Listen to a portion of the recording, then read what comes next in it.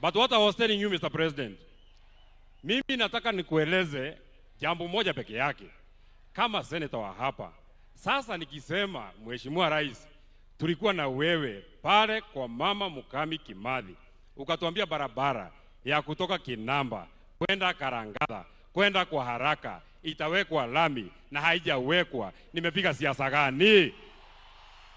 Mheshimiwa Rais, nikikueleza tulikuwa na wewe Shamata, ukatuambia barabara ya kutoka hapa Kariamu kwenda Kaka kwenda Shamata itawekwa lami na haijawekwa. Nimefanya siasa gani?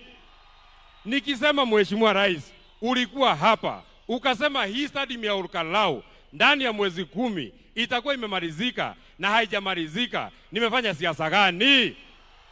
Nikisema Mheshimiwa Rais, ulikuja hapa ukatuambia barabara ya kutoka Ndonyonjeru kuja mpaka hapa itawekwa lami na haijawekwa. Nimefanya siasa gani?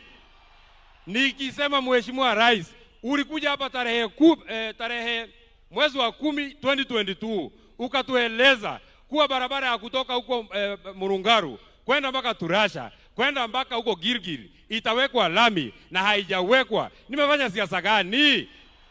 Unajua Mheshimiwa Rais, marafiki yako ni wale watu wanakuambia ukweli, na sisi kama viongozi ni watu ya kukuambia vile inaendelea hapa kwa ground. Kazi yetu sio kuja hapa tu ati kukupigia makofi. Kazi yako ni kukuja tu ati kukupigia makofi. Ni mzuri tunakukumbusha mahali haijafanywa. Kwa hivyo mimi sitaki niseme kuzidi hapo. Mimi nataka niwashukuru sana watu wa Olkalau. Nataka niwashukuru sana watu ya area hii. Na jambo ya mwisho ningetaka niseme. Just one last thing that I want to say.